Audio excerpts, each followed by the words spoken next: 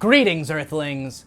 Welcome back to 7th Street. Oh boy, it's been a long time since I've been here, and I realize that that's becoming a reoccurring phrase coming from me. But I really have been busy. If you follow this channel, I'm sure you've seen some of the trailers of the different projects that we've released in the last year or two since I've been here. And maybe I'll touch on a little bit of that at the end of this video, because I'm not going to bore you here. It's been like a year. October! Spooky season, Halloween! Yes, that time is upon us. Every October I have this tradition that I do. Since I was probably, I don't know, early 20s, I get myself a bottle of Frankenstein wine, a box of Frankenberry, and I binge watch the Hammer Frankenstein movies because nothing screams spooky season more than Hammer Frankenstein. You know, it's not really like a scary time of year to me. You know, I watch horror movies year-round. What I'm looking for at this time of year is a little bit more atmosphere. And Hammer films, Frankenstein Hammer films in particular, are drenched in atmosphere, in that spooky castle, fog, monsters, and wolves running around atmosphere.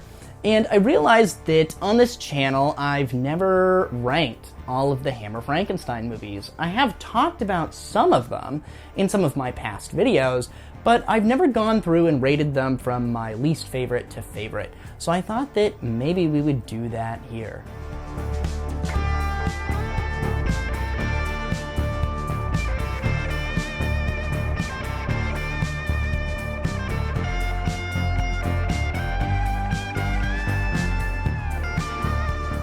Alright, starting off our list down at the number 7 spot is The Evil of Frankenstein. The third movie in the franchise sees Baron Frankenstein return to his hometown of Carlsbad after being shunned by the scientific community. He discovers his original monster frozen in ice after decades and decides to revive it. With the help of his assistant Hans, get used to that name. However, after enlisting the help of a hypnotist named Zoltar, things take a turn for the worse when he realizes that his new creation is even more uncontrollable than it was before, as Zoltar is using the hypnotized monster to get revenge on the local police that have driven him from his circus that he works at. It is worth noting that this movie was directed by Freddie Francis, who most people probably know as David Lynch's director of photography. He was the director of photography on Straight Story and The Elephant Man, as well as some other films. The Evil of Frankenstein, a film that I adored in my youth, but alas, time has not been as kind to this one. Now, don't get it twisted, I do adore all of these movies more than most movies. My least favorite Frankenstein movie I'd rate higher than the first Godfather movie. Yeah, that's right. The Frankenstein series is better than the Godfather series. Eat it. It kicks off with a bang as our dear Dr. Frankenstein discovers that the local burgomaster has ransacked his old house and stolen his stuff, leading to a hilariously frantic chase in the opening of the movie. But as the film unfolds, it seems to lose a little bit of its sight on what we really want, which is more mad scientist antics. Go back and kill him. Instead of diving deeper into Frankenstein's twisted mind and goofy antics, we get more of a movie that seems to be interested in paying homage to the classic Universal Frankenstein flicks. Sure, this is the third movie in this series, but it's the first to team up with Universal as a co-production, and boy, does it feel like a Universal Frankenstein mashup. It's like they took the best little bits from the Universal catalog and tossed them into a blender, leaving us with something of a snow cone. It's brightly colored, and sure, it can be tasty, but it lacks a little bit of substance and that signature bite that we crave from our Frankenstein movies. They always destroy everything. Number 6 The Curse of Frankenstein. Yes, I know. Please, don't shut off the video. Just hear me out until the very end. Yes, I know. Alright, everybody stop freaking out. This is everybody's favorite. It's a lot of people's favorite Hammer movie in general. It's Hammer's bold reimagining of the Frankenstein tale. It follows the ambitious and morally dubious Baron Victor Frankenstein as he becomes obsessed with reanimating the dead. With the help of his assistant, Paul, he creates a creature that defies his expectations. As the monster grapples with its own existence, it leads to tragic consequences for everyone involved, namely Frankenstein's bangmaid and Frankenstein's cousin wife. We hold in the palms of our hands such secrets that have never been dreamed of. Okay, I know. The Curse of Frankenstein is everyone's darling. It's a classic. It has to be the best one, right? I don't know. I think maybe that's wrong. Just because it teams up the legendary duo of Christopher Lee and Peter Cushing for the first time and marks history, that doesn't automatically make it the best one, and it definitely doesn't make it my favorite.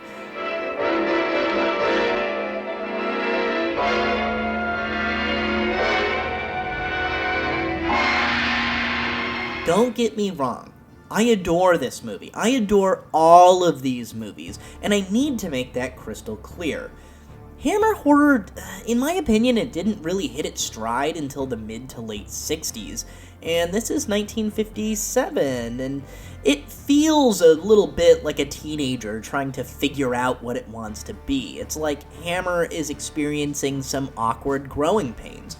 Peter Cushing hasn't really quite nailed his character yet. I mean, based on just this movie alone, I don't know that he's any better than Colin Clive in the first Frankenstein movie of the Universal series. Honestly, this movie just feels a little bit like a slow march to the finish line, until that fantastic final act, of course. And, let's not forget Christopher Lee is the monster. He's an absolute treat for the eyes. The ending of this movie is a showstopper. It's a showstopper moment that makes this build-up worth it. It just, in my opinion, it's a little bit too slow getting there. Victor, where is this brain to come from?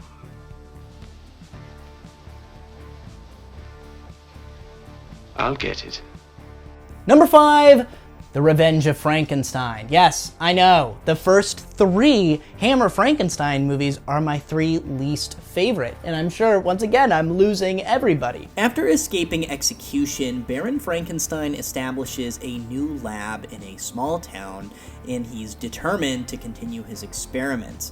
He meets a deformed man named Carl who yearns for a new body. Frankenstein, with the help of his new assistant, Hans, decides to swap Carl's brain into a newly created creature. It's designed to be a little bit more obedient than the last creature and a little bit better looking. However, this obviously always goes the same way. The body begins to reject the brain, and Carl reverts back into a deformed monster, now with a taste for human flesh. Yeah, there's this little subplot about a monkey that Frankenstein performed the exact same experiment on, and all seemed to go well until the monkey turned into a cannibal and ate its mate. After Carl kills an innocent woman, local suspicion grows, culminating in the townspeople rising up and killing Frankenstein, namely his patients in his doctor's office. In a desperate turn, Hans manages to replace Victor's brain into a body that looks exactly like Victor Frankenstein, and the film concludes with the pair fleeing to London. Your next patient is waiting, Dr. Frank. I really enjoy the first half of The Revenge of Frankenstein. It's where the movie, I think, truly shines. Oddly enough, one of my favorite aspects of the Hammer Frankenstein series is just watching Victor Frankenstein work as a doctor. I mean, can you imagine that? Like, he is a doctor. He could be a primary care physician. He could be your primary care physician. There's a town called Frankenstein in Germany. Are you the Baron Frankenstein? Then there are the Frankensteins emanating from the town of that name in Silesia. Are you Baron Frankenstein? And let's not forget the janitor character. He's a great side character who adds a lot of humor to this movie. He's almost a show stealer in certain scenes. From the start, this film has a frantic, moody atmosphere, and you can see that Peter Cushing is really coming into his own as the iconic Dr. Frankenstein. However, once the hunchbacked assistant gets turned into the monster, the movie just seems to lose its way a little bit. It's like we went from this thrilling medical drama, this dark medical drama, that turns into a not-so-thrilling, where'd the monster go scavenger hunt. Once again, the series really isn't about the monster, and I usually don't dock points for that, but the ending just kind of left me a little bit cold. Skimping on the monster action, I've got to take a couple points off for a missed opportunity. I swore I would have my revenge. Alright, this is where we separate the men from the boys. These top 4 Frankenstein movies, these last 4 are within percentage points of each other, and on any given day, could be in a different order, to be honest. Frankenstein and the Monster from Hell. In Frankenstein and the Monster from Hell, Dr. Victor Frankenstein finds himself in an unexpected role, the head doctor at an insane asylum. Enter a new character, a wannabe Frankenstein fanboy named Simon, who gets himself arrested and ends up in the asylum after a series of misguided experiments of his own. As the story unfolds, we see Frankenstein conducting one of his most underrated experiments yet. He's working on a Neanderthal, who's played by Dave Prowse, the same person who played Darth Vader. His plan is to replace the Neanderthal's brain with that of a genius. Because, nothing says mad scientist like trying to create a super intelligent caveman. Frankenstein has a colorful cast of patients to choose from in the asylum, each with their own quirks, and it's very fitting that by the end of the movie, the patients are the ones that rip the monster to shreds. I find it to be a quite satisfying end to the series. I know that Frankenstein and the Monster from Hell is considered to be one of the least favorite entries in the series amongst fans, but I've got to say, I really quite like this one. The setting of the old 1800s asylum is perfect for that gothic horror vibe, and the excess of gore is a very welcome addition. Once again, I enjoy watching Frankenstein just being a regular old doctor sometimes. In his later years, Cushing delivers a haunting performance that adds quite a bit of depth to the madness. This one has really grown on me over time. Sure, some people might not be fans of the monster costume, but honestly, it doesn't really bother me. It's not like it looks much worse than some of the other monsters that we've seen in the series.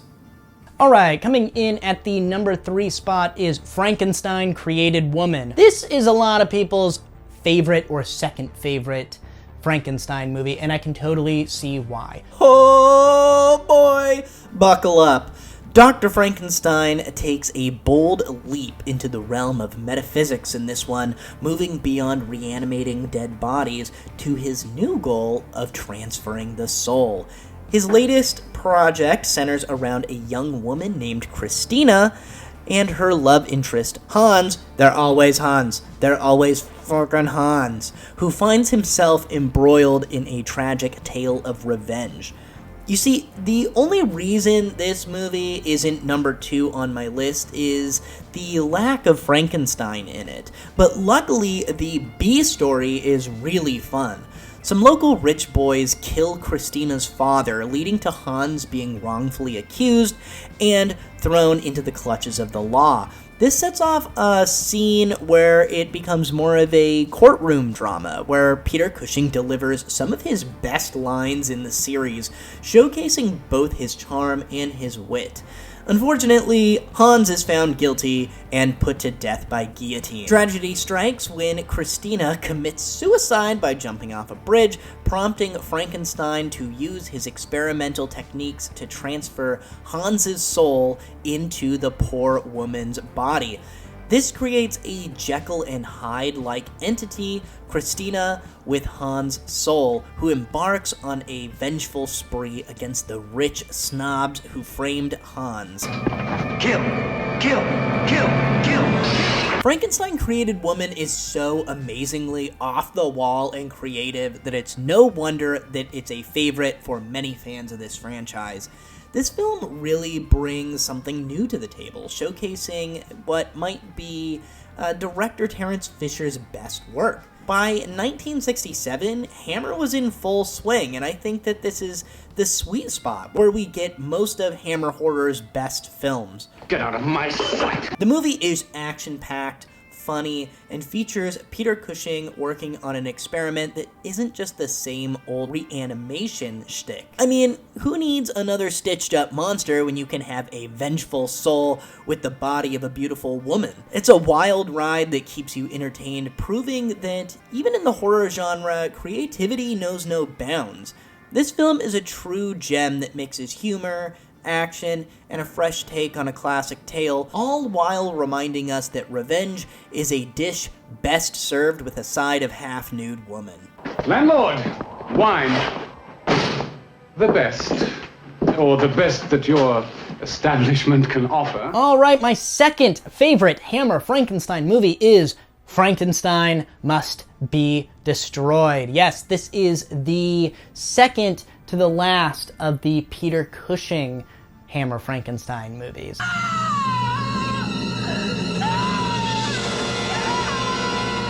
The film kicks off with Dr. Frankenstein cutting off someone's head.